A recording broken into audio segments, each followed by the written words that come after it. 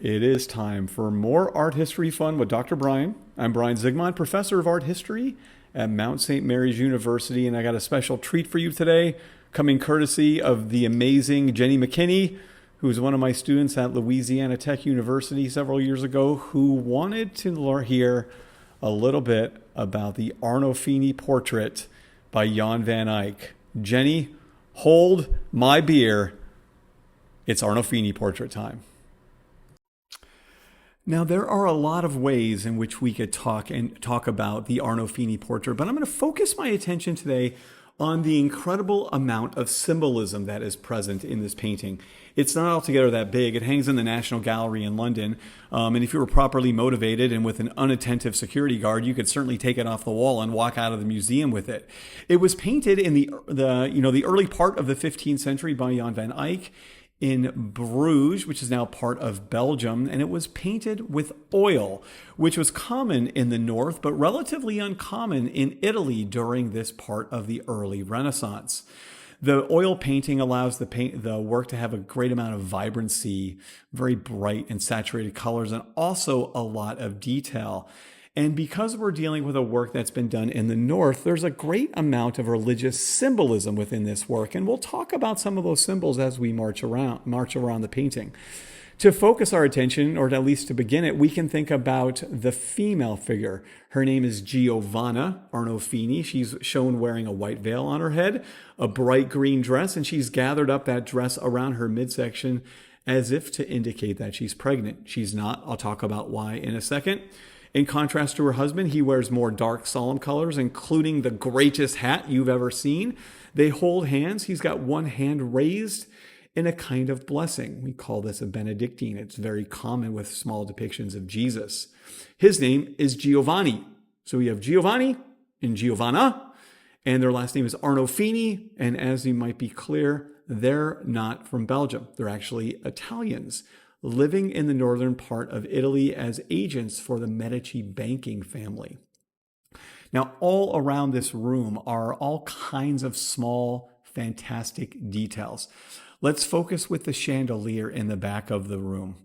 You can see that there's one single candle lit. That candle symbolizes the presence of God. You know, for a decade, I worked at a place called Clark University. The place nearly burned to the ground in the 1980s, scared to death of fire. And still, right now, I bet in the tabernacle is a lit candle that symbolizes the presence of the Holy Spirit. So this one candle does not illuminate the room. It instead has a symbolic function. Underneath that underneath that chandelier is a mirror. Now, here's a detail of the mirror. This should make you very happy. You can see a reflection of both Giovanni and Giovanna, but there's also two other people present. We can't see them in the painting. We only see them in the mirror. This means they're in our space. We are, in fact, them. Around the mirror, there are small depictions of the Passion of Christ. At the very top, you can see a crucifixion. The crucifixion has both Jesus, Mary, and John. And to give you an idea of scale, this is roughly the size of an American nickel. So it's really, really fantastic. Above the mirror and beneath the chandelier is some writing. That writing says in Latin, Jan van Eyck was here. Not that he painted it, not that he drew it, not that he made it, but that he was there as if he's watching something. To the left of the mirror are prayer beads. They're not exactly rosary beads. Rosary beads have a slightly different look to them, but they are prayer beads. Now, if we go to the right-hand side of that mirror, just a little bit higher, you can see two things. One is a statue of what I will call a wild Netherlandish mythological beastie. And to the side of that is a hand broom. This hand broom speaks to the domestic sphere of Giovanna. Women during this time, they had two primary functions: child rearing, house taking care of. And this speaks to that. And above that, you can see the wild Netherlandish beastie. And behind that is a small carved statue. It's a statue of St. Margaret. St. Margaret commonly was shown on bedposts in the Netherlands during the 15th century. You can see she has her hands clasped together in prayer and a halo around her head. This signifies her position as a saint, and Margaret was the patron saint of, wait for it, childbirth. In the lower part of the composition, you can see a small little dog. The dog has a very common symbolic function within art. It speaks to the idea of fidelity or faithfulness. Who is man's best friend? Well, it's a dog. And what's a very lame name for a dog? How about Fido? From Fido, we get the word fidelity or faithfulness. And if you are or ever have been married or in a relationship, in any case, faithfulness is a really nice thing to it. You can also see that Giovanni and Giovanna are not wearing shoes. Their shoes have been taken off. They're in their stocking feet.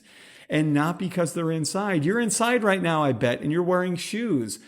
We take off our shoes in holy spaces. Moses before the burning bush. Before you enter a Japanese tea room, before you enter a mosque, we take off our shoes as a sign of respect. They've taken off their shoes here as a sign that they are on holy ground. There are all kinds of elements in this painting that speak to the idea of wealth. Think about their clothing. She's wearing a gold necklace and a ring. He's got on fur. There's also other things on there, and that is the idea of an orange. Now, you and I maybe take oranges for common or for granted. They're quite common in our world, but oranges primarily need one thing to grow: sunlight. And now I ask you to look at Giovanni and Giovanna, and I ask you, do they get a lot of sun? And the answer is no, not a lot of sun in Belgium. I love the place, great beer, but not a lot of sun in Belgium. And so these oranges have likely been imported from one of two places with a lot of sun in Europe, Greece or Spain. And I was not a business major at the University of Arizona, bear down, but one of the things I can tell you is that the farther you have to transport something, the more expensive it is. I'll give you a good Belgian example. If you were to go to your local liquor store and buy a 4-pack of Chimay beer, it's going to cost you about €6 or $6 a beer.